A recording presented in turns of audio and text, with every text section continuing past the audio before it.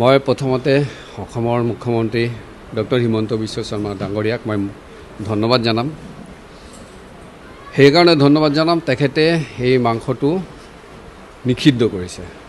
নিষিদ্ধ কৰিছে আপোনালোকে যদি একদম ভালকৈ বস্তুটো বুজিব লাগিব। এইটো ৰাজনৈতিকভাৱে ল'লে নহ'ব, হিন্দু মুছলমান হিচাপে ল'লেও নহ'ব, কাৰণ ভাৰতখন এখন ৰাষ্ট্ৰ আৰু ইয়াতে ধৰ্মাচৰণ কৰা হয়। এই শব্দটো বুজিব লাগে, ধৰ্মাচৰণ কৰা হয়। ইয়াতে বিভিন্ন ধৰণৰ সংগঠন আছে, আপোনালোকে লক্ষ্য কৰিব। তেখেতসকলে ধৰ্মহে পালন কৰে, ৰিলিজন পালন নকৰে। ভাৰতত কোনো ৰিলিজন নাই। ভাৰতত যদি আছে ধৰ্ম আছে। যিসকলে ৰিলিজিয়াছ পাৰ্চন, ৰিলিজন ফ'ল' কৰে, তেখেতসকলে বস্তুটো নামানে। তেখেতসকলে কয় যে এইটো আমাৰ খাদ্য হিচাপে লয়। ভাৰতে যদি গৰুক গৌমাতা হিচাপে লৈছে, এইটোক অনাৰ কৰিব লাগে।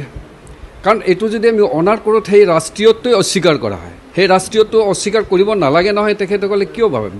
বিশ্বৰ বিভিন্ন দেশত এনেধৰণৰ বহুত উদাহৰণ আছে। আপোনালোকে যি চাই দেখিব, তাতে বহুত উদাহৰণ আছে। ৰাষ্ট্ৰীয় পশু, ৰাষ্ট্ৰীয় পক্ষী এনেধৰণৰ বহুত থাকে, সেইটো অনাৰ কৰে।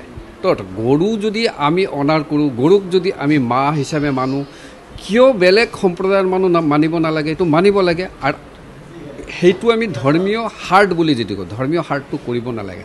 কাৰণ এইটো এটা দেশৰ কালচাৰ যদি নাথাকে, কাৰণ এই কালচাৰে এটা দেশৰ এডুকেশ্যন, এটা দেশৰ আমি আজি ইয়াতে খেল মহাৰণ পাতিছোঁ, আপোনালোকে দেখিছে। এই খেল মহাৰণৰ শিক্ষাই দিয়া হয় যে যদি খেল মহাৰণৰ মাধ্যমেৰে কি হয়, আমাৰ যিটো বেকবন, সেই বেকবনটো ঠিক হয়। আমাৰ ফিজিকেল, মেণ্টেল, ইণ্টেলেকচুৱেল, স্পিৰিচুৱেল এনেধৰণৰ ডেভেলপমেণ্ট হয়। তাৰ লগত জড়িত হৈ আছে এই গৌমাতাটো। এই গৌমাতা কনচেপ্টটো মই আকৌ এবাৰ কৈছোঁ, আপোনালোকৰ মিডিয়াৰ জৰিয়তে দেশৰ অসমৰ সকলো ৰাইজক মই এপিল কৰিব খুজিছোঁ, তেখেতসকলে এইটোলৈ কোনো আন্দোলন কৰিব নালাগে। সেইকাৰণে কৰিব নালাগে কাৰণ উপযুক্ত শিক্ষাৰ মাধ্যমে এই বস্তুটো তেখেতসকলে জানি লোৱা ভাল যে ভাৰতীয় সম্প্ৰদায়সকলে যদি আমি নিজক ভাৰতীয় হিচাপে ভাবোঁ, যদি আমি নিজক হিন্দুত্ব যিটো কয়, এইটো সকলো মুছলমান সম্প্ৰদায়ো আছে। তাৰো অৰ্থ বুজিব লাগিব। কাৰণ আজি এই সময়টো আহি গৈছে। ইমান দিন ভাৰতৰ যিটো ছেকুলাৰ শিক্ষা চলি আছিলে, ছেকুলাৰ শিক্ষাৰ কাৰণেহে প্ৰতিবাদটো চলি আছে। এনেধৰণৰ প্ৰতিবাদ চলিব নালাগে। কাৰণ আমাৰ ৰাষ্ট্ৰীয়তাৰ লগত ভাৰতীয় কালচাৰটো জড়িত হৈ আছে। সেইকাৰণে আমাৰ ডক্টৰ হিমন্ত বিশ্ব শৰ্মা এইটো নিষিদ্ধ কৰিছে। মই প্ৰথমতে অসমৰ মুখ্যমন্ত্ৰী ডক্টৰ হিমন্ত বিশ্ব শৰ্মা ডাঙৰীয়াক মই ধন্যবাদ জনাম। সেইকাৰণে ধন্যবাদ জনাম তেখেতে এই মাংসটো নিষিদ্ধ কৰিছে।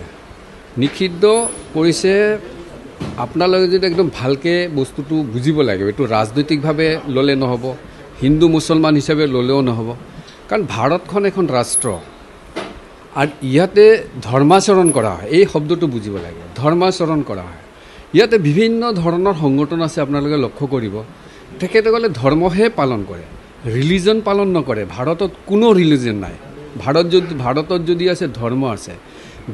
যিসকলে ৰিলিজিয়াছ পাৰ্চন, ৰিলিজন ফ'ল' কৰে, তেখেতসকলে বস্তুটো নামানে। তেখেতসকলে কয় যে এইটো আমাৰ খাদ্য হিচাপে লয়। ভাৰতে যদি গৰুক গৌমাতা হিচাপে লৈছে, এইটোক অনাৰ কৰিব লাগে। কাৰণ এইটো যদি আমি অনাৰ কৰোঁ, সেই ৰাষ্ট্ৰীয়ত্বই অস্বীকাৰ কৰা হয়। সেই ৰাষ্ট্ৰীয়ত্ব অস্বীকাৰ কৰিব নালাগে নহয়। তেখেতসকলে কিয় ভাবে? বিশ্বৰ বিভিন্ন দেশত এনেধৰণৰ বহুত উদাহৰণ আছে। আপোনালোকে যি চাই দেখিব, তাতে বহুত উদাহৰণ আছে। ৰাষ্ট্ৰীয় পশু, ৰাষ্ট্ৰীয় পক্ষী এনেধৰণৰ বহুত থাকে, সেইটো অনাৰ কৰে।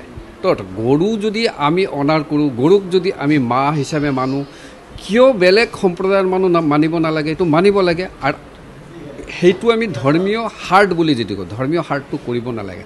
কাৰণ এইটো এটা দেশৰ কালচাৰ যদি নাথাকে, কাৰণ এই কালচাৰে এটা দেশৰ এডুকেশ্যন, এটা দেশৰ আমি আজি ইয়াতে খেল মহাৰণ পাতিছোঁ, আপোনালোকে দেখিছে।